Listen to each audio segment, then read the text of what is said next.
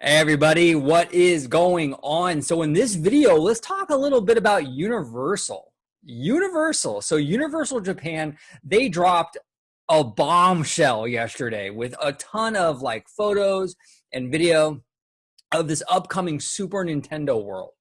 Okay, so I want to go over with you my thoughts on the overall aesthetics of the land itself and this new Mario Kart attraction. Okay, so exciting stuff, really exciting stuff. And I think it would be really fun to kind of take a break from Disney and sort of do something else, right? Let's talk about Universal. Okay, so let's start with the aesthetics of the land itself. Okay. Um, the land itself, I think they nailed it in terms of like how it looks in comparison to the video game. It looks exactly like a Mario world, right? I mean, it's like beat by beat, perfect. It's flawless. Now, yes, they did an amazing job, I think, on recreating that Mario world, but the land itself aesthetically doesn't really do too much for me. I think it looks great. I think they did a great job at recreating that world.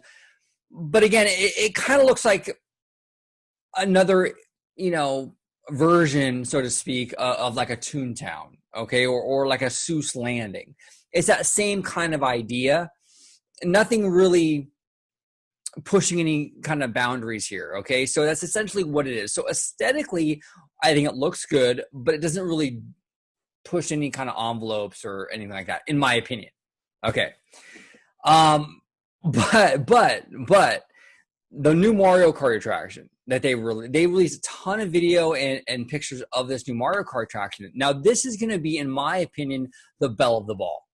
This looks so badass, so awesome. I cannot wait for this attraction. And we're getting it here in Universal Studios Hollywood as well. So I am super excited. But look, it looks fantastic. The queue area with a giant Bowser, it looks amazing. The ride vehicles are flawless. It looks exactly like the Mario Kart vehicles from the game. They look really, really cool. I can just imagine sitting in these things and zooming around the track. It's augmented reality. So if you get a blue shell or you get whatever, you can shoot it at other players. Amazing, absolutely amazing. This is the part of the announcement. This is a part of the announcement that got me really excited. Like I said, the land itself looks good, but it's another Toontown. It's another Seuss Landing.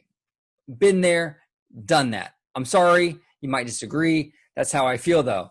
But the Mario Kart attraction looks really unique, and I think there's a lot of potential there. I think it's really going to bring interactivity in like the theme park industry to the next level. I really, really do. I am really impressed with what I've seen in regards to this Mario Kart attraction. Now, on the topic of like Universal in general, okay. Here's my thing with Universal, okay.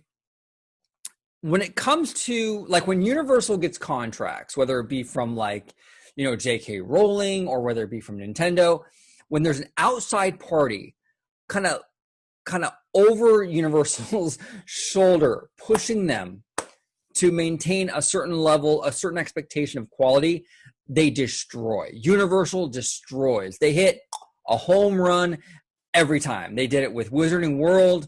They did it with Daikon Alley. They're doing it again with Super Nintendo World. But where Universal falls short is when they don't have that third party looking over their shoulder demanding quality. So when you have, like a supercharged, Fast and Furious, like supercharged, a horrible attraction. Doesn't matter what coaster you're on, okay? It's horrible. Or like that Minion attraction, right?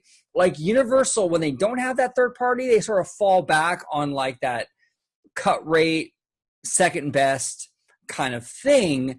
When they do have that outside party pushing them, like a J.K. Rowling, like a Nintendo, they do incredible stuff. So, look, Universal needs to start putting the same love, the same effort, I think, into their own attractions like Minions and Fast and Furious, their own franchises like they do with Nintendo and Wizarding World and Harry Potter and stuff. You know, I think if they can do that, they're going to be seriously on the same level as Disney. That's the only thing, in my opinion, holding them back right now. The only thing. Now, again, look, Disney's not perfect. Like, I can go over a bunch of stuff that I can criticize Disney for. So this isn't like I'm not dissing Universal. I'm not dissing Universal at all. They make great stuff. I love Universal. I have a blast at Universal. Okay, but I just want to be real with you. When there's an outside party pushing them, they do better than when they do it on their own. That's just my opinion. And I think Universal really should take that same love and that same effort into their own properties like they do with the outside properties. Because there's a vast difference. There's a vast difference between what they do with outside party stuff like Harry Potter and Nintendo and what they do with their own stuff like Minions. Huge difference. So overall, this looks really, really cool. I am so excited for Nintendo World coming to Hollywood. It's been delayed over in Orlando because of the whole, it's related to COVID. It was supposed to go in the Epic Universe theme park, but unfortunately with the whole economic uncertainty, they put that on hold. Hopefully Orlando will get this land in some way, whether it's Epic Universe or some other way. Hopefully they do get that. But what are your thoughts? Have you seen the Super Nintendo World pictures and video? What are your thoughts on Mario Kart? I would love to hear from you guys. Thank you all so much for watching. And as always, have a super day. Bye-bye now.